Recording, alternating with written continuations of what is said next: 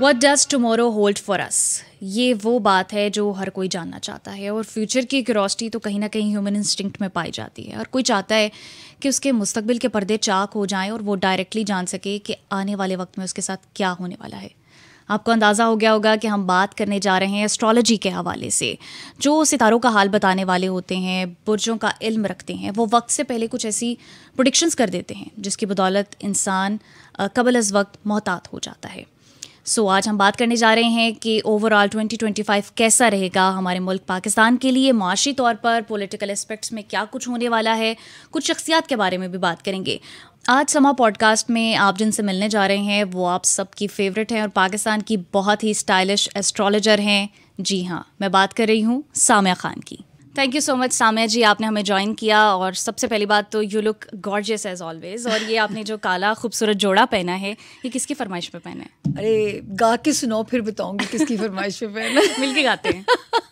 मैं तो बहुत बेसुरी हूँ, आप गा के सुनाएं। चलिए गा देना एक लाइन मेरे लिए, मैं आपके लिए नहीं आई तैयार होके। ठीक है, आपके लिए। चलें शुरू।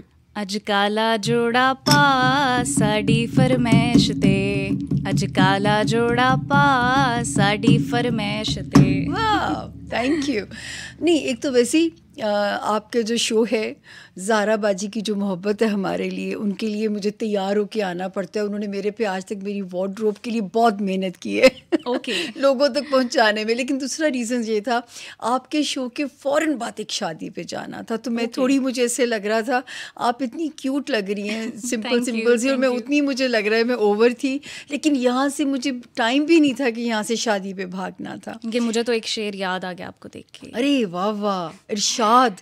काली काली जुल्फों के फंदे ना डालो, काली काली जुल्फों के फंदे ना डालो, हमें जिंदा रहने दो ए हुस्न वालो। वाह वाह, अब शो नहीं करते, शेर व शायरी करते हैं ना, अंताक्षरी दोनों प्यारी की लग रही हैं, तो फिर अब जो जहन में आ रहा है वो तो कहना है ना। आप बच्चों का, मैं तो कहती हूँ जब आज के बच्चे अप्रिशिएट करते हैं ना, तो मुझे ऐसे लगता है मेरे पैसे वसूल हो जाते हैं, मेरी मेहनत वसूल हो जाती है। क्योंकि आजकल के बच्चों का बिल्कुल डिफरेंट स्टाइल है, the way they dressed up. तो हम अभी तक उसी तरह देसी फ्यूजन में चल रहे होते हैं। तो आप लोग जब अप्रिशिएट करते हो, मुझे सचमुच लगता है मेरी मेहनत, मेरे पैसे वसूल हो गए। So nice of you.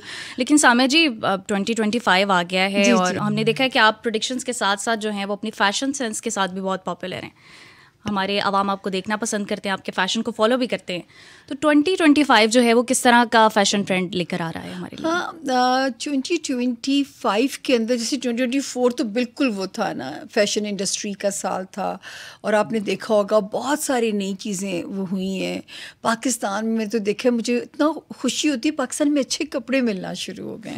वरना लालच होता था बाहर जाओ और वहाँ से जाके कपड़ों की कलेक्शन करो। मुझे इतनी खुशी होती है मेरे मुल्क में अब कपड़े अच्छे मिलने शुरू हो गए। क्योंकि मेरा जो प्रॉब्लम है, मैं कट्स पे जाने वाला बंदा हूँ। मैं जो कोई गॉडी नहीं पहनना शादियों पे, मुझे कुछ नहीं करना, मुझे सिंपल और उसमें चाहिए होता है जो मुझे अच्छा लगता है अपने लिए जो है।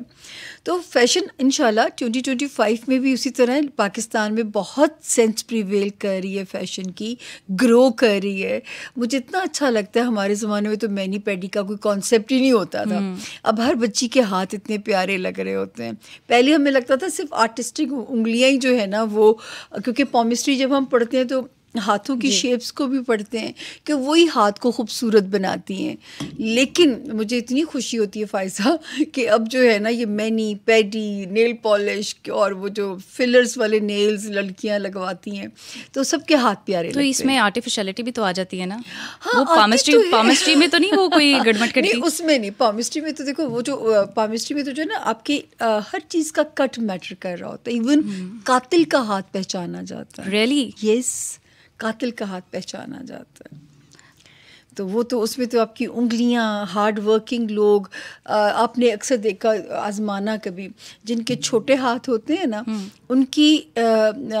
उनके खानों में बड़े जायके होते हैं, मल्टीटास्किंग कर सकते हैं वो, एक वक्त में कई खाने बने। उनमें ये बड़ी महारत अल्लाह ने रखी है। हालांकि छोटे हाथ है कि काम में भी मुश्किल हुए, लेकिन मेरे जैसा डफर जो है ना, वो 1-2 चूल्हों पे 2 सालन एक वक्त में नहीं बना सकता।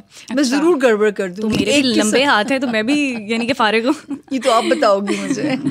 जी, तो आपने कातिल की भी बात की, कातिल के हाथ भी पहचाने जाते हैं, तो ज़रा हमें उसके भी कुछ बता दें कि क्या होते हैं साइंस सिम्टम्स, क्या होते हैं? शेप में ड्रॉ नहीं कर सकूंगी, मेरी जहन में वो शेप है, लेकिन मैं वो ड्रॉ नहीं करके आपको बता सकती। मतलब वो आदमी का हाथ ऐसा होता है कि उसको बस उसके घर में ना पिस्टल होना चाहिए, ना कोई आला, ना घर वालों को चाहिए उसे प्रोवोक करें, गुस्सा दिलाएं। वो गुस्से में वो इंसान कुछ भी कर सकता है, उसको आज खुद भी इससे दूर रहना चाहिए। हाँ जी। ओके, हम फैशन के हवाले से बात कर रहे थे, बात क्रिमिनल्स की तरफ जाने लग गई। अच्छा, फैशन में हमने देखा है कि विंटेज और क्लासिक बहुत इन हो गया है, तो 2025 में क्या यही इसी तरह के कलर्स रहेंगे, ब्राउन में, मोका, विंटेज, क्या कहते हैं? नहीं, मुझे तो खुशी होती है, ये खुशी होती है कि हर रंग जो है वो इन होना शुरू हो गया है। कुछ रंग होते हैं जो हर साल का एक रंग होता है। अब ये वाला साल जुपिटर का साल है, और जुपिटर का जो रंग है वो येलो की जितनी फैमिली है। तो येलो की जितनी फैमिली है ना, वो आपको बहुत इस साल हाईलाइटेड नज़र आएगी।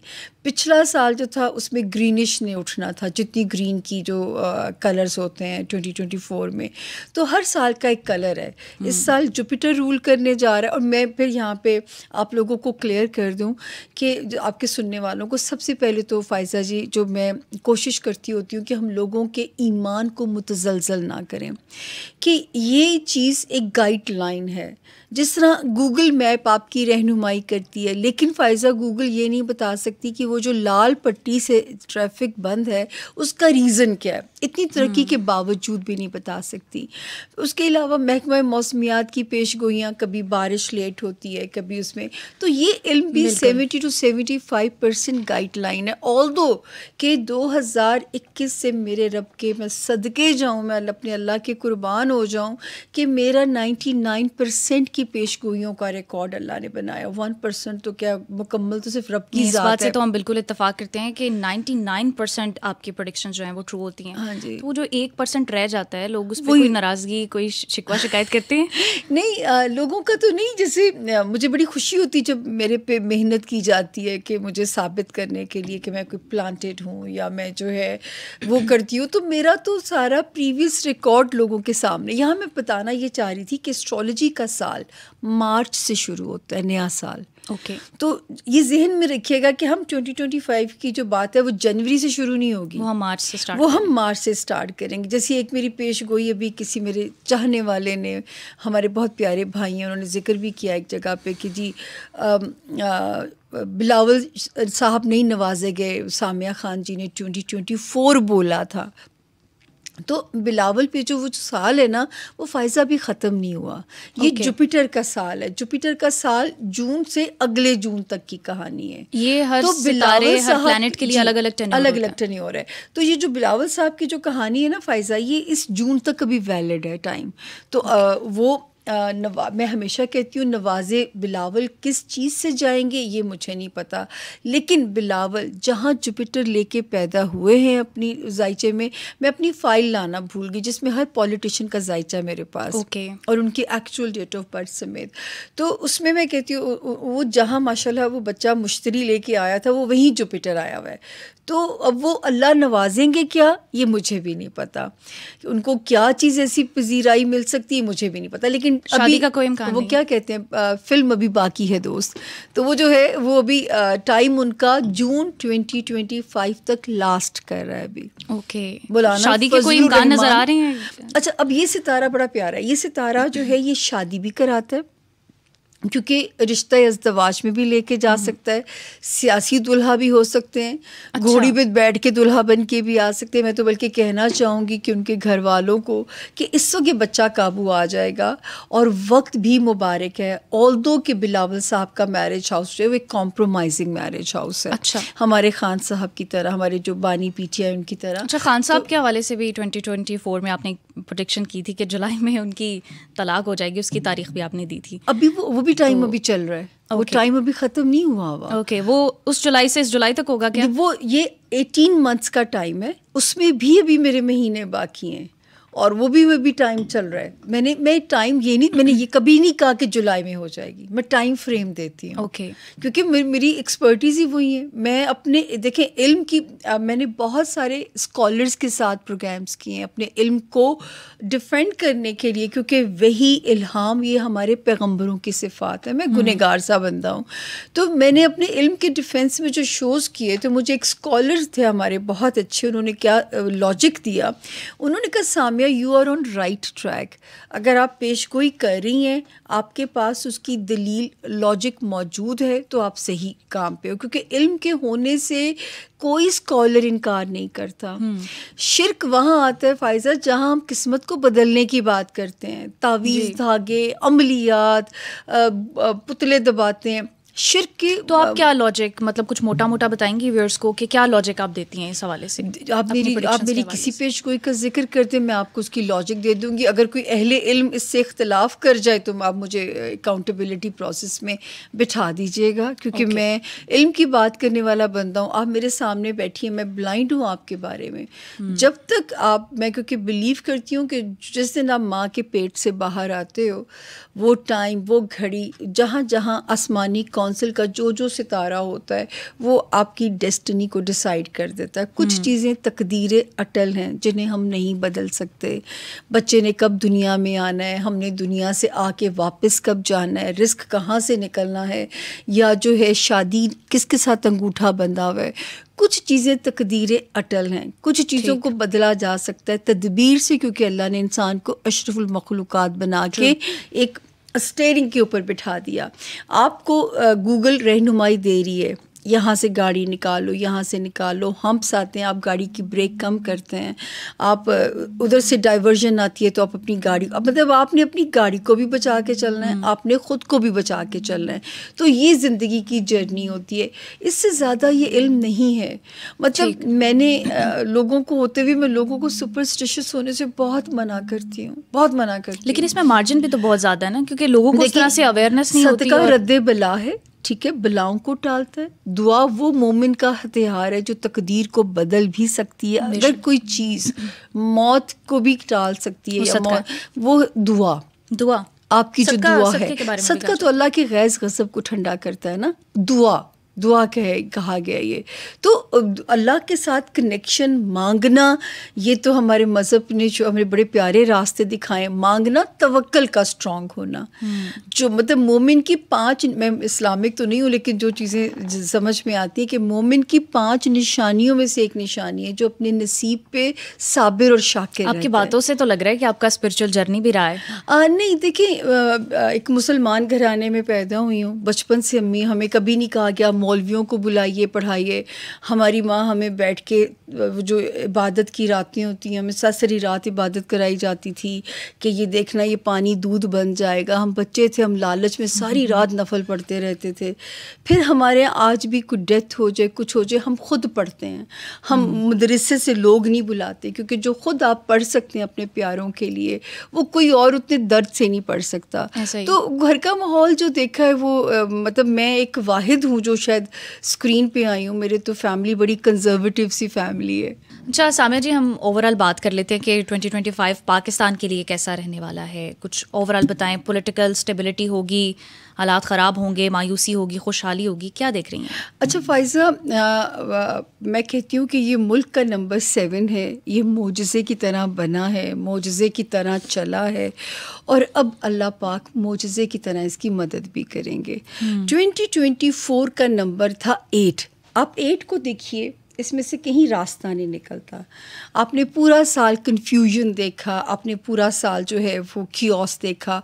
अगला साल का नंबर है 9, तो 9 कॉम्पनसेट बिल्कुल करेगा, जहाँ पे मुझे रब से उम्मीद है कि ये वो साल है जिसका हमारे रूहानी बुज़ुर्गों ने पेशगोइयाँ की। हज़रत नेमत शाह वली साहब की जो प्रेडिक्शंस हैं पाकिस्तान के लिए, कि ये वो ख़ित्ता है जहाँ से कोई बहुत अहम काम लिया जाना है। फ़ायज़ा, और जो मेरा इल्म है, मैं आज से नहीं, आपके यहाँ बड़े मैं काम यहाँ बहुत आ चुकी हुई हूँ, तो मैंने कहा था 2024 और 2025 वो साल होंगे जो पाकिस्तान को उस ट्रैक पे डालेंगे जिसका हमारे बुज़ुर्गों ने ज़िक्र किया हुआ है। और 2025 16 नवंबर से ही मेरी प्रेडिक्शन की बिगिनिंग हो जानी थी, क्योंकि मैं प्रोग्राम्स में रहती हूँ और आपके पास तो ज़रा आते आते लेट हो गई, क्योंकि मैं ना अपनी की हुई पेशगोई से बैक करती हूँ, ठीक है, चाहे मैं कहती हूँ मुझे गलत होना मंजूर है, क्योंकि इल्म है ना, मैं गलत भी हो सकती हूँ, तो मुझे उसमें कोई नहीं कि मेरी पेशगोई अगर कोई गलत है तो आई ओन इट, ठीक है, क्योंकि गलत हो जाए, क्योंकि कई बार वक्त होते हैं वो गुजर जाते हैं जो है नुकसान दिए बगैर जो है, लेकिन मैं अपने स्टेटमेंट्स नहीं बदलती, यू टर्न नहीं लेती, तो मैं बिल्कुल फेस करूँगी जहाँ मेरी पेशगोइयों के गलत होने का जिक्र करेंगी, मैं आई ओन इट। तो जो है 2025 अल्लाह के फजल से वो साल है, लेकिन ये टाइम शुरू होगा 21 मार्च से और 15 मई 2025 से, 15 मई 2025 से। तो मुझे अपने रब के हुक्म से फ़ायज़ा इतनी उम्मीद है कि ये वो साल है जो पाकिस्तान को ट्रैक पे लेके जा रहा है। लेकिन एक पहला प्रोग्राम मैंने रिकॉर्ड कराया 19 दिसंबर को, ठीक है, और वहाँ पे उस प्रोग्राम में मैंने एक प्रेडिक्शन दी थी कि जो है प्लीज़ ये जो टाइम शुरू होने जा रहा है 5 जनवरी से शुरू होने जा रहा है, और ये टाइम फ़ायज़ा जी बहुत इसकी जो शिद्दत है, जो इंटेंसिटी है, वो है 25 फरवरी तक, और फिर इसकी अगली डेट है 18 अप्रैल को ये निकलेगा। ये वो सितारा है जो कि 4 नवंबर 2024 को जब इसने एग्ज़िट लिया तो मैंने अल्लाह का शुक्र अदा किया, मुल्क में कोई खून रेजी नहीं हुई, कोई दंगा नहीं हुआ, कोई फसाद नहीं हुआ, वरना इम्कानात थे, धरने कॉल ऑफ हो गए उन दिनों में। लेकिन ये सितारा दोबारा उल्टा चलता हुआ तेज़ी के साथ पाकिस्तान के उस हाउस में आने जा रहा है जो कि पाकिस्तान के सीक्रेट एनिमीज़ का घर है। तो ये वो एक अलार्मिंग सिचुएशन है पाकिस्तानियों के लिए, हम जितने भी मेरे लोग मुझे सुन रहे हैं आपके तवज्जुद से, कि ये वो टाइम है कि अगर हमने इस वक्त में अपने मुल्क को, हम लोग एक पेज पे इकट्ठे ना हुए, चाहे हमारे सियासतदान हैं, चाहे हमारी सियासी जमातें, हमारे इदारे हैं और हमारी आवाम, क्योंकि अस्करी इदारों के चैलेंजेस बढ़ने जा रहे हैं, क्योंकि इस वक्त बैरूनी ख़तरात भी हैं, और अल्लाह ना करे वो बैरूनी ख़तरात हमारे अंदर से मीर जाफ़र, मीर सादिक ढूंढ के हमें अंदरूनी तौर पे कमज़ोर ना कर दें। तो ये वो वक्त है जो बहुत विजिलेंट होने वाला वक्त है, जिसमें हम पे कोई वॉर मुसल्लत करने की कोशिश ना की जाए, हमें किसी तरह जो है उसमें, ये एक अलार्मिंग सिचुएशन है सितारों के अकॉर्डिंग। सामे जी, जैसे कि पाकिस्तान के जो दाएं बाएं के ममालिक हैं, जी, उसमें भी इस वक्त जो है वो अमन की कोई सूरत हाल नहीं है, हालात बहुत कशीदा हैं, तो क्या देख रही हैं आपके पाकिस्तान भी कहीं इसमें घसीटा जाएगा? देखिए फ़ायज़ा, वही मैं कहने लगी थी कि ये पेशगोई मैंने पहली रिकॉर्ड कराई 19 दिसंबर, रिकॉर्ड ऑन एयर मौजूद है। अच्छा, जो उसके अभी वो उसके कुछ दिन के 2 हफ्तों के बाद ये खड़ाक मैंने सुन लिया कि जी अफ़गानिस्तान में जो पाकिस्तान को कार्रवाई करनी पड़ी, अफ़गानिस्तान ने जो जवाबी कार्रवाई की धमकी दी, पता चला इंडिया सपोर्ट कर रहा है अफ़गानिस्तान को, तो अभी हम जो है ना एक रेड जोन के अंदर हैं।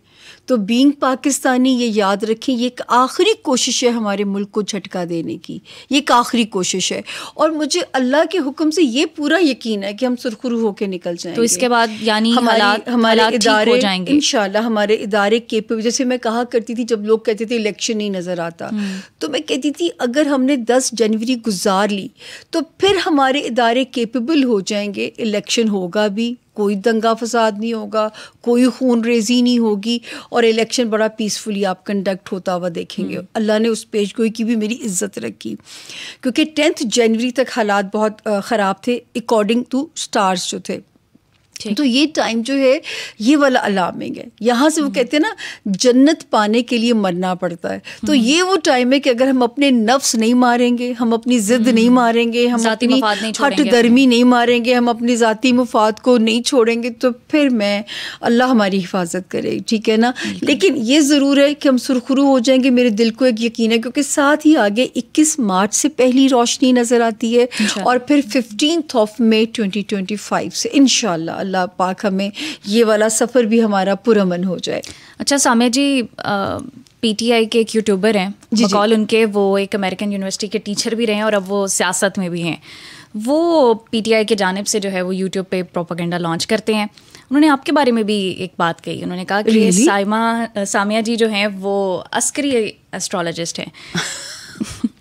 तो ये क्या उनके लिए प्रेडिक्शंस उनके हक में नहीं गई, या क्या कोई आपके साथ जाती दुश्मनी थी? मुझे देखो फ़ायज़ा, मैं कुछ कह नहीं सकती, लेकिन अगर मुझे ये बताओ, अगर मैं अस्करी हूँ या चलें मुझे अपनी फ़ौज से मोहब्बत है, ठीक है, आप मुझे ये बताएं जब कोई मुसीबत आती है हमें आके संभालता कौन है? सैलाब आए वो मरते कौन है? हमारे जवान, ठीक है ना। अपने वैसे शहबाज गिल साहब जो है वो औरतों को लेकर कोई भी लिहाज नहीं रखते बोलते हुए। हाँ, तो क्या आपको लगता है कि क्या कहना चाह रहे थे वो? मुझे वाकई इसका इल्म नहीं है कि अगर उन्होंने ऐसा कहा है, लेकिन अगर ऐसा कहा है तो मुझे ये बताइए कि मैं तो प्रेडिक्शंस दे रही हूँ 2009 से, और मैंने फ़ौजी दौर में मैंने ये, प्लीज़ आप इसको ऑनियर लगाइएगा कि मैंने सदर मुशर्रफ जो कि एक सख्त डिक्टेटर थे, उनके दौर में मैंने प्रेडिक्शन दी थी कि नवाज़ शरीफ साहब जिला वतनी ख़त्म होगी, नवाज़ शरीफ वतन वापस भी आएंगे, नवाज़ शरीफ साहब थर्ड टाइम वज़ीर आज़म भी बनेंगे। मुझे तो मुशर्रफ साहब ने कोई एब्यूसिव लैंग्वेज मेरे लिए इस्तेमाल नहीं की।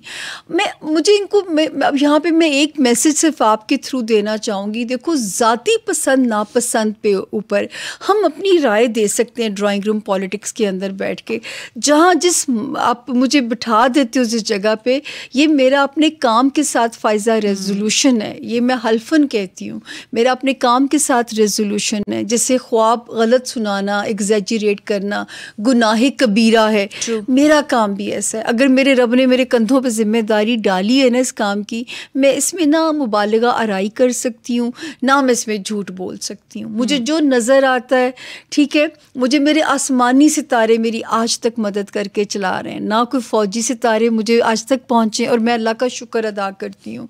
ना किसी सियासी इदारों ने मुझे कहा है कि हमारे मर्ज़ी के स्टेटमेंट्स तो अल्लाह पाक महफूज रखे, क्योंकि शायद मैं इतनी दुआएं पढ़ के घर से निकलती हूँ, और मैं कहती हूँ कि जब तक मेरी माँ की हयाती है मैं ये प्रेडिक्शंस वाला काम कर रही हूँ, क्योंकि वो मुझे पता है मैं निकलने से पहले अम्मी के ज़िम्मे सिर्फ इतना लगाती हूँ, अम्मी हालांकि माजूर है, बेड रिडन है, मैं कहती हूँ अम्मा 2 नफल पढ़ के मेरे लिए दुआ कर देना। और ख़ुद सारे रास्ते आप अपने ड्राइवर से पूछ लीजिए कि पूरे रास्ते में दुआएं पढ़ती हुई आती हूँ, अल्लाह पाक मुंह से ऐसी कोई बात ना निकले जिसमें रुसवाई का अंदेशा हो। तो ये अल्लाह जो है वो संभालें। बाकी जो है मुझे नहीं पता कि क्यों कहा गया, मैं तो अपनी इतनी बड़ी पेशगोई दे रही हूँ कि मुशर्रफ साहब के सख्त डिक्टेटरशिप के दौर में मैंने नवाज शरीफ के वापस आने की प्रेडिक्शन की, और फेमस शो था जियो का आफ्ताब इकबाल साहब का, जिसमें की मैं नाम हवाला भी दे रही हूँ ताकि आप लोग मुझे झूठा ना कह सकें। तो वो जो है मैं इस मामले में उसमें नहीं, और अल्लाह का शुक्र है मुशर्रफ साहब ने मुझे कुछ नहीं कहा। मेरा यही एक दुख है कि अहले इमरान ने मेरी वो धुलाई आज तक की है, उन्होंने ये भी नहीं देखा सामने एक औरत है कि मैं कैसे किंग बना दूँ। अगर मैं अब तक कह रही होती वो परसों जेल से आ रहे हैं, वो तरसों जेल से आ रहे हैं, मुझे बताएं आप मेरा इंटरव्यू कर रही होती इस वक्त बैठी हुई? क्योंकि मैंने अपनी इल्म की बिना पे कहा कि मुझे उनकी अभी रिहाई नज़र नहीं आती है, बस यहीं से मैं बुरी हूँ, कोई बात नहीं। अच्छा सामिया जी, जैसा कि आप बता भी रही थी कि अभी तो कोई इस तरह से इम्कान नहीं है इमरान खान साहब की रिहाई के हवाले से, लेकिन जो सियासी पंडित है उन्होंने तो तारीखें देना शुरू कर दी हैं। भाई देखिए, मैंने कहा ना मुझे गलत होना मंजूर है फ़ायज़ा जी, मैंने सितारे की लैंग्वेज से बताना है। खान साहब के ऊपर मेरी मुतअद्दद पेशगोइयों की मेरे रब ने इज़्ज़त रखी है जो है, और इससे पहले जब वो धरने के दिनों में तो डायरेक्टली मुझे फ़ौरन सुना करते थे, क्योंकि तब भी मैं उनको, मुझे ऐसे लगता था जैसे अल्लाह ने हमें उनकी शक्ल में लीडर दे दिया है। मैंने अपनी ज़िंदगी का अगर पहला वोट किसी को डाला और आखिरी, वो खान साहब को डाला। एक वोट ज़िंदगी भर में अब तक कास्ट किया, जाने वाले हो गए हम, लेकिन जो है वो खान साहब को मैंने डाला था। तो मैं यहाँ पे ये कहना चाहूँगी कि देखिए मुझे इल्म की बिना पे पेशगोइयाँ करनी है, ना मुझे उनकी, अल्लाह ना करे मेरी कोई दुश्मनी है उनके साथ। बहुत सारी पेशगोइयाँ ऑन रिकॉर्ड हैं, उनकी तीसरा निकाह, उनका दूसरे निकाह का कॉल ऑफ हो जाना, फिर उनकी ये जो है 2022 में उनकी हुकूमत का तख्ता पलट जाना। ये मैंने जनवरी में मेरी पेशगोई थी कि ये जो होम्योपैथिक अपोजिशन आपको लग रही है, ये मार्च के एंड में तख्ता पलट देगी। खान साहब होशियार हो जाएं, साख बचाएं, वाइजली स्टेप्स लें। लेकिन शायद पता नहीं, मुझे सुना नहीं चाहता होगा, अब मुझे सुना जा रहा है जो आप बता रही हैं कि उन्होंने तनकीद की है, तो इसका मतलब मुझे सुना जा आ रहा है। तो मैं तो उनको कब से कहती रही, कब से मैं उनको इस बात पे लाती रही। अच्छा, फिर एक ज़माना आया, 2023 वाला साल था, वो मैंने कहा था फ़ौज का साल है। उसकी क्या थी, उसमें मार्स रूल करने जा रहा था। मार्स रिप्रेजेंट करता है आपकी फ़ौज को, आपके अस्करी इदारों को। ये जो है, जो मार्स की जो हर इदारे का एक अलग सितारा है, जुपिटर अदलिया को कर रहा होता है। तो मार्स का रूल होने जा रहा था। तो 2023 में फिर मैंने ये भी कहा था कि 20 मई 2023 तक कुछ ऐसा होगा कि खान साहब शदीद मुश्किलात में फंस जाएंगे। अब बीच में 9 मई आएगा, ये मेरे फरिश्तों को भी नहीं पता था कि 9 मई बीच में आएगा। फिर फाइज़ा एक सितारा आता है 18 जुलाई को 2023 के अंदर ही, 18 जुलाई। उसमें मैंने कहा कि ये सितारा जो आया है, ये मुझे खान साहब को आइसोलेटेड करता हुआ नज़र आता है। अच्छा, ये मुझे यहाँ से खान साहब की आइसोलेशन नज़र आती है। अच्छा, लोग पूछते थे आइसोलेशन क्या है, मैं महदूद सा मेरा रब ने इल्म दिया हुआ है, मैं उसकी तशरीह नहीं कर सकती थी। वो आइसोलेशन जो है फ़ायज़ा, वो कैद भी हो सकती थी, वो जिला वतनी भी हो सकती थी, और वो खुदा ना करे ज़िंदगी को भी ख़तरा था उस वक्त में। रियली जी। हालांकि जब खान साहब का कंटेनर चला है तब भी मेरी पेशगोई हिट हुई थी कि मैंने कहा था ये कंटेनर जो है ये ब्लड शेड कराएगा, और पहला जो पहिए को ब्लड लगा था वो लगा बेचारी सहाफ़ी का था। और मैंने कहा था, मुझे कई खान साहब की पार्टी के लोग हैं जो मुझे रजू कर रहे होते हैं, जो कहते थे हम आगे नहीं होना चाहते। मैं कहती थी भी ख़तरा है आप लोगों की, क्योंकि वो उस वक्त मार्स उल्टा चल रहा था। ओके, मरीख सितारे का जो नाम है, ये रेट्रोगेशन के अंदर था, और उसी बिना पे मेरी प्रेडिक्शन थी कि ये ब्लड शेड कराएगा। अब भी फ़ायज़ा वही सितारा उल्टा चलता हुआ उस हाउस में आने जा रहा है जिसमें अपने मुल्क के लिए आप लोग, इस वक्त आप लोगों को ना, वो जैसे बचपन से कहानी नहीं सुनते, लकड़ी के गट्ठे को जी कर दिया जाता है, इस वक्त हमें तो वो मजबूत हो जाता है, वो बहुत ज़रूरी है। और ये हम आवाम का भी इस वक्त फ़र्ज़ बनता है। तो सामिया जी, मुल्क सलामत होगा तो कल को खान साहब आके रूल करेंगे ना। बिल्कुल, बिल्कुल। तो इस वक्त अपने मुल्क के लिए इकट्ठे हो जाए सब लोग जो है। जी सामिया जी, आप आगे हालात किस तरह से, मैंने आपकी बात बीच में रह गई। तो उस खान साहब को उस सितारे ने आइसोलेशन में ले गया। जी, अब वो सितारा जो आइसोलेशन में लेके गया फ़ायज़ा, वो 12 जनवरी को वहाँ से जगह छोड़ने जा रहा है। अच्छा, तो 12 जनवरी 2025 से, ठीक है, देन 10 फरवरी 2025 से शुरू होने वाला वक्त बानी पीटीआई को सपोर्ट कर सकता है, ठीक है। लेकिन ये एक बड़ा महदूद टाइम है। इसको ये ना समझें कि मैं ये फिर किसी अस्करी इदारे में कह रही हूँ, इसलिए कि मैं इसकी भी आपको आगे मिसाल देती हूँ। ये एक महदूद वक्त है। मैं ये कहती थी कि इस वक्त वाइजली खान साहब के लिए कोशिश की जाए। वाइजली क्या अप्रोच होनी चाहिए? देखिए, खान साहब थोड़े फ्लेक्सिबल हो जाए। मुझे नहीं पता उन्हें क्या कहा जा रहा होगा, या उनके लीडरान थोड़े जो है वाइजली इस डील करें। मैं मशवरा, देखिए मुझे कानूनी चीज़ों का नहीं पता, कई बारी जो है थोड़ा अगर सरेंडर करने में या फ्लेक्सिबल होने में अपनी बचाया जा सकता है अपने आप को। मुझे वो नहीं पता वो क्या कंडीशंस हो सकती हैं, मुझे वो नहीं पता। सितारा क्योंकि कहता है, क्योंकि लेकिन बानी पीटीआई की तरफ से मुज़ाकरात की बात भी तो चल रही है, तो कहीं ना कहीं फ्लेक्सिबिलिटी तो वो अल्लाह करे। और अगर ये ना हुआ तो फिर अभी तो मैं आइसोलेशन सितारे की बात करती हूँ ना, ये जो 25 मई से सितारा होने जा रहा है, फिर ये गुमनामी की तरफ ले जा सकता है। अच्छा, गुमनामी क्या हो सकती है? देखिए, ये तो कहीं नज़र नहीं आ रहा, मैं फिर वही ट्रांसलेट नहीं कर सकूंगी अपने महदूद इल्म की वजह से। अब देखिए, ये तो नज़र नहीं आता था कि खान साहब आएंगे, आते इनकलाब आ जाएगा, पावर आ जाएगी। तो क्यों उनके लोग फिर अपने आप को वो कर रहे हैं? आने दें, पार्टी को स्ट्रॉन्ग करें। इन द मीन टाइम यहाँ पे मैं एक जिक्र करूंगी, जब पीपल्स पार्टी इलेक्शन हारी थी ना, तो मुझसे उनके लोग पूछते थे, मैं प्रोग्राम में बैठ के कहा था कि ये पीपल्स पार्टी इलेक्शन हारेगी और फिर 10 साल लगेंगे पीपल्स पार्टी को कम बैक करने में। आप साल गिन लीजिए। मुझे पीपल्स पार्टी के मिनिस्टर ने ही खबर दी आके कि जो पूरे 10 साल के बाद सदर आसिफ अली जरदारी पहुंचे हैं ईवान सदर के अंदर, पूरे आफ्टर 10 ईयर्स। तो इनका तो ज़्यादा लंबा टाइम भी नहीं है। 5 साल की एक कोशिश जो है वो दोबारा ये पार्टी अपना रिवाइवल कर सकती है। लेकिन आपने कहा था कि मौलाना फजल रहमान बनेंगे सदर 2024? कभी भी नहीं कहा, बिल्कुल मिस इन्फॉर्मेशन है आपके पास। अच्छा। मैंने तो ये कभी की ही नहीं है कि कौन बनेगा। यहाँ तो आप मुझे बिल्कुल मुझे अपना एक एक लफ्ज़ याद होता है। Okay. मैं ये बता ही नहीं सकती। मेरे पास तो जब एक ज़माने में 6 लोगों की डेट ऑफ बर्थ आई किसी तरफ से कि 6 लोग थे और उसमें था, ये 2022 की मैं बात आपको बता रही हूँ, फरवरी की। मुझे कहा गया कि इनमें से कौन नए चीफ होंगे। उसमें से सदर फैज़ा जो जनरल फैज़ा उनकी भी डेट ऑफ बर्थ मौजूद थी, फ़ायज़ा। और मैंने उसमें कहा उनके सितारों को देखते हुए कि मुझ फैज़ साहब के सितारे तो उन्हें OSD कर चुके हुए, इनका तो मुझे कोई इम्कान नज़र नहीं आता। उन 6 में से ना मुझे पता था कि आसिम मुनीर साहब हाफिज़ कुरान है, मुझे सिर्फ एक पता है उसमें जब मैंने उनके जायचे को पढ़ा कि जुपिटर 9th हाउस के अंदर है। तो मैंने कहा इनके पेट्रियाटिक होने में मुझे कोई शक नहीं है। मेरी विश और दुआ होगी कि ये साहब बने।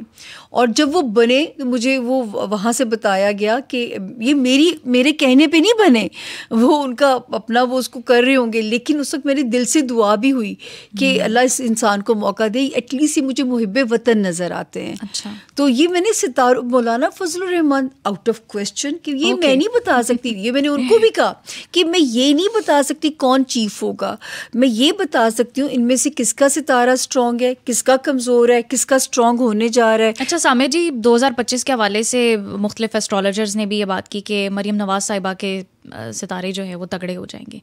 आप क्या कहती हैं? देखिए, जब ये सियासत में फ़ायज़ा जी आई भी नहीं थी ना, तो मैं तब से ये बात कहती थी कि मरियम नवाज़ साहिबा का सितारा 2025 के सेकंड हाफ से स्ट्रेंथ पकड़ेगा। ओके। और जो है जब जो ये तगदो कर रही हैं, इसका रिवॉर्ड इन्हें 2025 के सेकंड हाफ में मिलेगा जाके। ठीक है। पहले मिल जाए तो अल्लाह की रहमत है उनके ऊपर। अब इलेक्शन से 2 दिन पहले तक भी मैं टेलीविज़न पे थी और लोग कहते थे, सारी अखबारें कह रही थी वज़ीर आज़म नवाज शरीफ हैं। मैं कहती थी मुझे चौथी बार, गलत होना मंजूर है, मुझे चौथी बार वो वज़ीर आज़म बनते हुए नज़र नहीं आते। तो मुझसे पूछा जाता था कौन नया वज़ीर आज़म होगा, मैं कहती थी ये मैं नहीं बता सकती। लेकिन इस वक्त जो लोग मेरे सामने हैं उनमें जिसके सितारे स्ट्रॉन्ग हैं वो है शहबाज शरीफ साहब। उनका सितारा स्ट्रॉन्ग है। मैं बेटा मुझे एक एक चीज़ अपनी जो है ना वो लफ्ज़, क्योंकि मैं बहुत मेरी तो ट्रेनिंग कर दी, फ़ौजी ट्रेनिंग लाइव शोज़ ने, कि मुझे किन लफ्ज़ों के अंदर रह के बात को बोलना है। ठीक। तो जो ये मरियम साहिबा का फर्स्ट हाफ है ये चैलेंजिंग हो सकता है? बिल्कुल इसमें चैलेंजेस हो सकते हैं मरियम साहिबा के लिए, क्योंकि और मरियम को किसी से, मैं तो मशवरा दूंगी आपके थ्रू, किसी से हेड ऑन नहीं मरियम जी जाएं। और क्योंकि ये वाला जो सितारा जो उल्टा चलता हुआ आ रहा है ये उनको स्ट्रेस दे सकता है उनको, फिर स्ट्रेस में आके इंसान कोई जारहाना फ़ैसले ले लिए जाते हैं या गलत हो जाते हैं। तो ये वाला टाइम मरियम जी के लिए तहम्मुल के साथ गुजारने वाला वक्त है। अच्छा सामिर जी, आप एक बात कहती हैं कि पीपल्स पार्टी का जब रिवाइवल होगा तो वो एक औरत से होगा। तो जब हम औरत का सोचते हैं तो जहन में आसफ़ा भुट्टो का नाम आता है। तो बिलावल भुट्टो, आसिफा भुट्टो, किसके सितारे तगड़े लग रहे हैं आपको? अच्छा फैज़ा, क्योंकि शायद आपके साथ आज हम पहली बार शो करने जा रहे हैं ना, मुझे मौका नहीं मिला कभी आपके साथ हमारा टाकरानी दोनों का हुआ आपस में। तो मैं हमेशा से नाम लेती हूँ उनका, और उनकी फैमिली मुझे पर्सनली भी जानती है। तो मैंने उनकी जो है फुप्पो को भी कहा था कि अगर आपकी फैमिली में से कोई लेगेसी लेके चलेगा बेनज़ीर साहिबा की तो वो ये बच्ची होगी। अच्छा। उसका मरकरी बिल्कुल अपनी वालिदा जैसा है। तो लेकिन ये कि इस वक्त क्योंकि बिलावल की किस्मत उस पर मेहरबान चल रही है, वरना बिलावल साहब के सितारे ऐसे हैं कि ना वो ये होता है कि वो किसी वक्त भी मायूस होके सियासत से किनारा कशी भी कर सकते हैं। अच्छा। तो यहाँ पे तो मैं बल्कि कहूँगी कि हैट्स ऑफ है उनके वालिद को या जो भी उनकी पॉलिटिकल ग्रूमिंग कर रहा है, कि मुझे सचमुच एक प्राउड फील होता है अपने मुल्क में कुछ जब कुछ सेंसिबल टॉक भी करे। तो मुझे कल के बच्चे लगते हैं ना। लेकिन जो है ये ज़रूर है कि जो बेनज़ीर साहिबा की लेगेसी है माशाल्लाह, क्या उनका ऑरा और क्या उनकी बेटी से चलेगी। तो ये और बड़े सही वक्त में आसफ़ा जी को लॉन्च किया ज़रदारी साहब ने। यहाँ मैं एक बात फिर रिपीट कर दूँ कि मैं हर बार रिपीट इसलिए करती हूँ कि शायद कोई हमारा थिंक टैंक सुन ले और मुल्क का कोई चेंज हो जाए हमारा सिस्टम। पाकिस्तान के जायचे में जो है ना वज़ीर आज़म का जो मनसब है ये कंट्रोवर्शियल है। अच्छा। आप हिस्ट्री उठा के देख लें फ़ायज़ा, कोई वज़ीर आज़म अपनी मुद्दत बेचारा पूरी नहीं कर पाया, या ना अहल होते हैं या साबित कर दिए जाते हैं, ठीक है। और जो हमारे सदूर आए, सदर आरिफ अलवी समेत कि खान साहब जेल में थे और वो अपनी मुद्दत पूरी करके 21 तोपों की सलामी लेके घर गए हैं। तो जो है ये भी एक सोचने की बात है। तो जो वज़ीर आज़म की कुर्सी पे हमारा जो भी शख्स बैठेगा, वो जितना भी अहल होगा, वो बेचारा कंट्रोवर्शियल ही रहेगा। तो अल्लाह करे एक इस पे सोचा जाए, कोई निज़ाम की तब्दीली पे सोचा जाए। लेकिन अब ये मैं कहूँगी ज़रूर कि मेरा मुल्क संभलने जा रहा है रब के हुक्म से। और जो है ये जो आप एक कियोस देखते थे या ये चीज़ें, ये भी और ये इसकी एक रीज़न है मेरे पास। जो लोग समझते थे कि ट्रंप साहब आ रहे हैं तो पता नहीं क्या हो जाएगा, ट्रंप तो अपने मुल्क के लिए मुश्किलात लेके आने वाले हैं। अच्छा। क्योंकि ट्रंप साहब के ओथ लेते ही उनको अपनी बहुत सारे मुल्क के अंदर मसाइल का सामना करना पड़ेगा। क्योंकि अमेरिका का रिसेशन मैं पिछले साल से प्रिडिक्ट कर रही हूँ। मैंने अब आपकी मुझे तो स्टॉक नहीं पढ़ना आता, जो लोग तनकीद कभी करते हैं कि ये तो कोई भी जी शऊर इंसान कर सकता है, मैं पिछले साल से प्रेडिक्शन दे रही हूँ ये। और मैं एक बात कहती थी कि अगर दुनिया ने फसाद में जाना है तो ट्रंप इलेक्शन ज़रूर जीतेंगे, ठीक है। अच्छा, तो क्या इंटरनेशनल लेवल पर अभी ये तो वो कहते हैं कि जंगें बंद कराएंगे, ऐसा नहीं होगा। ये जंगें वो क्लेम करते हैं बाइडन एरा में जो ये जो जंगी हालात पैदा हुए, वो कहते हैं कि बाइडन की वजह से ये सब हुआ। मैंने ये भी 2000 जो एक जिस मेरी पेश गोई पे मेरे पे इंटरनेशनल लेवल पे डॉक्यूमेंट्री बनी, इंटरनेशनल चैनल पे मेरा इंटरव्यू हुआ, इंटरनेशनल लेवल पे मेरे पे लिखा गया आर्टिकल, एंड ऑफ वर्ल्ड की जो प्रेडिक्शन है, ओके, ठीक है, उसमें ट्रंप साहब का बड़ा मेजर रोल होना आने वाले वक्त में जो है। तो 2023 से मैंने कहा था, बल्कि 2021 के बाद से मैंने कहा था हम एंड ऑफ वर्ल्ड में दाखिल हो गए। कोरोना बायोलॉजिकल वॉर थी, कोरोना वबा नहीं थी मेरे इल्म के हिसाब से, मैं गलत भी हो सकती हूँ। उसके बाद जो है जब हम आगे चलते हैं तो 2023 में झड़पों का आगाज़ हो जाना था। तो गज़ा के हालात आप देख रही हैं। फिर लोग हमसे पूछते थे क्या ये सिलसिले रुक जाएंगे? ये रुकेंगे नहीं, ये बढ़ेंगे, स्टिल बढ़ेंगे। कोई अब तो बहुत सारे इस्लामी मुमालिक इस आग में लिपटते चले जाएंगे। यही तो वो वक्त है। अब जो मैं कहती हूँ कि देखिए, मैं अल्लाह न करे मैं खुद गर्ज होकर बात नहीं कहती, मुझे ये जो वर्ल्ड अलाइंसेस नए बनेंगे, नई सुपर पावर जो बनने जा रही है फ़ायज़ा, उसके नतीजे में क्या होगा कि पाकिस्तान अहम हो जाएगा। तो पाकिस्तान के लिए जो नई सुपर पावर होगी, हमारा सर्वाइवल उनकी मजबूरी हो जाएगा इंशाल्लाह। तो जो है नई सुपर पावर के साथ ही जो है यहाँ से जो इस मुल्क से जो काम लिया जाना है, जिसकी रूहानी बुजुर्गों ने जो प्रेडिक्शन की, मैं सिर्फ टाइम प्रिडिक्ट कर रही हूँ। ये सुपर पावर का तनाजुर आप ये जो नई अमरीकी हुकूमत अब जन्म ले रही है उस हवाले से कह रही हैं? क्योंकि यही से तब्दीलियाँ आसमान ये वर्ल्ड अलाइंसेस भी चेंज होंगे। ये जो ममालिक इत्तेहादी बन जाते हैं ना, ये सीन भी चेंज हो जाएगा। तो जो है गज़ा से ग़ज़वा हिंद की जर्नी भी यहीं से शुरू होगी। अच्छा, ठीक है, हो सकता है आपकी जनरेशन वो है जो हज़रत इमाम मेहदी का ज़हूर भी देखे। हम तो बड़े हो गए हैं ना, जब बूढ़े हो गए, जाने वाले हो गए, तो आप शायद वो भी वो दौर देखो। तो आपको क्या लगता है कि कब तक ये ज़हूर के आसार ये नहीं मैं बता सकती, ये मैं नहीं बता सकती, लेकिन यहाँ से वो शुरू हो जाएगी, कहानी शुरू हो जाएगी। पहले मैंने कहा था एंड ऑफ वर्ल्ड में हम दाखिल हो गए, अब मैं कहने जा रही हूँ आपको, क्योंकि अब अल्लाह ताला ने इस दुनिया को समेटना है। तो ये एंड ऑफ वर्ल्ड का स्टार्ट तो 21 से हो गया, अब आप और क्लोज जाने वाले हैं। थर्ड वर्ल्ड वॉर का बिगल इसी साल से बजेगा। इसी साल में आपको टीजर या प्रोमो नजर आ जाएगा। थर्ड वर्ल्ड वॉर प्रॉपर शुरू हो जाएगी अगले साल के सेकंड हाफ से, जून से। ठीक है, वहाँ से शुरू हो जाएगी। जैसे सेटन अपनी पोजीशन को बदलेगा, फिर ज़मीन पे अमन ख़त्म होना शुरू हो जाएगा। तो अल्लाह ताला ने इस दुनिया को समेटना है। मैं एक मैसेज ज़रूर देती हूँ सबको कि जो अपने अपने किबले अब हम दुरुस्त कर लें, पता नहीं हमें तौबा करने का मौका भी मिले कि ना मिले। तो ये एक मैसेज ज़रूर मैं लोगों को इन हालात के तनाजुर में देने की कोशिश करती हूँ। जी अच्छा सामिया जी, जब इमाम महदी के ज़हूर की बात होती है, आपने बताया भी कि हम उस फेज़ में दाखिल हो चुके हैं, तो साथ ही साथ एक बहुत अहम नाम दज्जाल का भी है। बिल्कुल। तो उसके हवाले से बताइए कि क्या देख रही हैं आप, कैसे आसार नज़र आते हैं? अच्छा, वैसे तो जो मेरा, क्योंकि मेरी तो रूहानियत वाली लाइन नहीं है, लेकिन यही जो सुनने में आया है कि गज़ा से ही वो मतलब वहाँ से निकलनी है कहानी दज्जाल वाली जो है। अच्छा।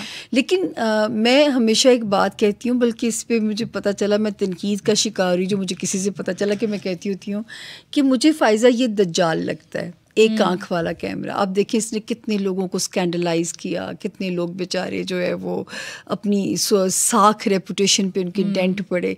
तो किसी ने कहा कि ये बहन को पता नहीं 3 कैमरे नहीं है, कैमरा एक ही, आंख एक ही है, ठीक है ना। लेंस। अब आप देखो, आपकी आंख है, आप इस वक्त मुझे देख रही हैं, लेकिन आपकी दाएं बाएं आपको सारी चीज़ें नज़र आ रही हैं, तो ये उसको एक्सपेंड है, आंख ही एक ही है। तो मेरा ख्याल है इस पे अपनी करेक्शन कर लेनी चाहिए। मैं ये अजराह मजाक कहती हूँ। अच्छा। कि मुझे ये दज्जाल लगता है। नहीं, अपनी नौयत का तो पूरा दज्जाल है वो, इसमें कोई शक इसने नहीं है। बहुत फितने फैलाए हैं, इसने बहुत घर उजाड़े हैं। जी सामे जी, स्पोर्ट्स के हवाले से भी बात कर लेते हैं। कहा जा रहा है ये जो साल 2025 आ रहा है क्रिकेट का स्पेल लेकर आ रहा है, तो कोई खेल के मैदान से खुशियां मिलेंगी? क्योंकि हमारी तो आंखें तरस गई हैं, चैंपियंस ट्रॉफी भी आ रही है, क्या कहते हैं? अच्छा देखिए फ़ायज़ा, यहाँ पे एक बड़ी प्यारी बात है कि जो पाकिस्तान का बर्थ चार्ट है, यानी जब पाकिस्तान बॉर्न हुआ, न्यू बेबी, इसका जो 5th हाउस है वो बहुत स्ट्रॉन्ग है। तो आप देखिए आज तक पाकिस्तान की पजीराई, एक्नॉलेजमेंट, हमारे क्रिकेटर्स, हमारे सिंगर्स, हमारे एक्टर्स हमारी पहचान बने, वो वक्त फिर से कम बैक करने जा रहा है 2025 के सेकेंड हाफ से। तो जो है आप फिर से 1992 वाली क्रिकेट का ज़माना देखेंगे। अच्छा, हाँ, जिस वक्त में चैम्पियंस ट्रॉफी हो रही है वो वक्त को इतना, बस आप ये दुआ करें कि हमारे मुल्क में अमन रहे और हम मेज़बानी के फ़राइज़ अच्छे से अंजाम दे सकें। तो फर्स्ट 3 महीने जो है ना, मुल्क को आप सबकी दुआओं की बड़ी सख्त ज़रूरत रहेगी। ओके, तो बाबर आजम के लिए कैसा रहने वाला ये साल? अच्छा, ये सवाल हमेशा ही होता है। मैं बाबर आजम से कहती हूँ कि वो वक्ती शिकार हुए हैं सख्ती का। मैं बेचारों को कभी मिली भी नहीं। अब ये भी मुझे आप कहोगी कि अस्करी की आदत ने बताया जो है ना, मैं हमेशा से कहती हूँ कि वो भरपूर कम बैक कर जाएंगे, उनसे मायूस ना हो, उनका सितारा अच्छा है, वो फिर से इंशाल्लाह कम बैक करेंगे और इसी साल से उनका कम बैक है।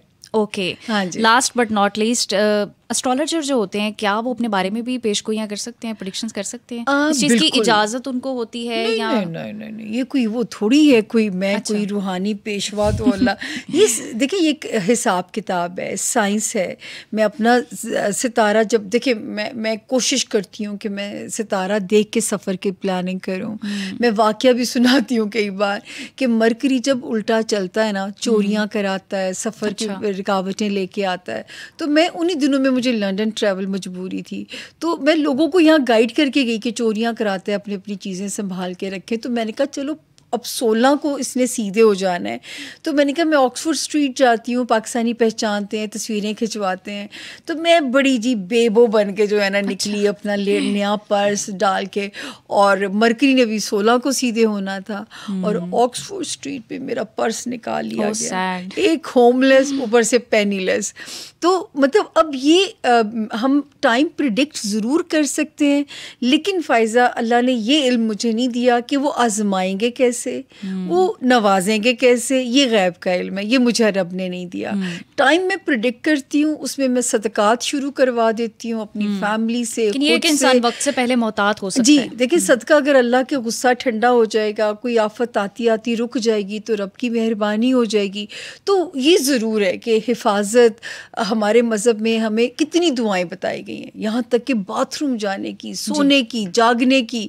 लेकिन हम अपने मज़हब से जब दूर इतने हैं, लेकिन मुझे खुशी है कि लोग पलट रहे हैं घबरा के, क्योंकि ये भी एक मेरी पेशगोई थी कि जहनी अमराज बहुत बढ़ जाएंगे। अच्छा, जहनी अमराज में बहुत इजाफा होगा। मैं फिर इस दज्जाली फितने को ब्लेम करती हूँ कि इसका बहुत रोल है बच्चों को साइकोलॉजिकल डिसऑर्डर्स में जो लेके गया है, इसका बहुत रोल है। ऐसा ही। तो अल्लाह पाक जो है ना सबके बच्चों को अपने अमान में रखें, क्योंकि जो है ये अपनी हिफाजत करनी पड़ेगी। और जहनी अमराज से बचने का हल हमारे पास क्या है? तवक्कल, कि जो खैर है शर है वो अल्लाह की तरफ से। जब हमें ये इत्मीनान हो जाएगा ना फ़ायज़ा, फिर दिल में हसरतें नहीं आएंगी।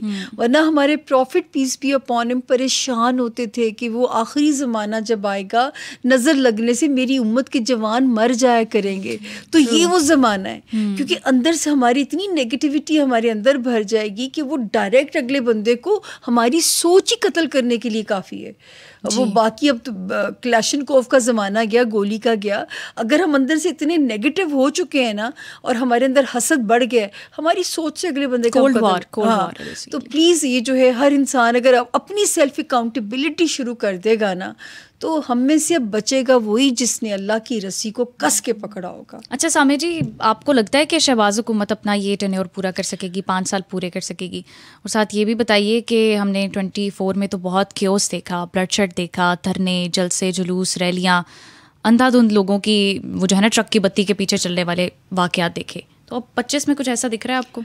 अच्छा फ़ायज़ा, एक तो जवाब मेरा वही है कि वज़ीर आज़म की कुर्सी डगमगाने वाला एक सिनेरियो है, क्योंकि वज़ीर आज़म का मनसब ही पाकिस्तान के ज़ायचे में कंट्रोवर्शियल है, ठीक है। लेकिन दूसरी बात, क्योंकि शहबाज 3 लोग हैं जिनका सियासी सितारा मुल्क में बहुत स्ट्रॉन्ग है, सियासी सितारा। मैं हमेशा खान साहब के बारे में कहा करती थी कि सियासत रास है, शादी रास नहीं है, क्योंकि सियासी सितारा बहुत स्ट्रॉन्ग है। मौलाना फजलुर रहमान साहब, आप देखें हर दौर में वो कैसे अहम हो जाते हैं, छा जाते हैं, उनकी ज़रूरत के बगैर जो है मसला ही पूरा नहीं होता। शहबाज शरीफ साहब सियासी सितारा, आप सोचें माशाल्लाह कितनी बार वज़ीर आला रहते रहते फाइनली वज़ीर आज़म दूसरी बार मुंतखब कर लिए गए या हो गए। तो जो है ये 3 लोग ऐसे हैं जिनका सियासी सितारा बहुत स्ट्रॉन्ग है।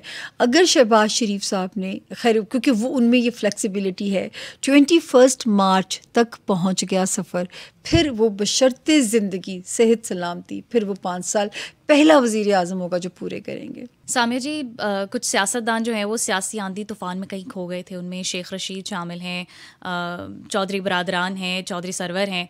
तो क्या देखती हैं आप, उनके सियासत में वापस आने के कुछ इम्कानात हैं? परवेज़ इलाही साहब का आपने नाम लिया, मैंने कहा करती थी कि जब ये वज़ीर आला बने तो मैं बहुत सारे टेलीविजन्स पे थी, लोग कहते थे क्या मुस्तकबिल होगा, तो मैं कहती थी इनकी जगह मैं होती तो मैं एक रात की दुल्हन बनना पसंद ना करती।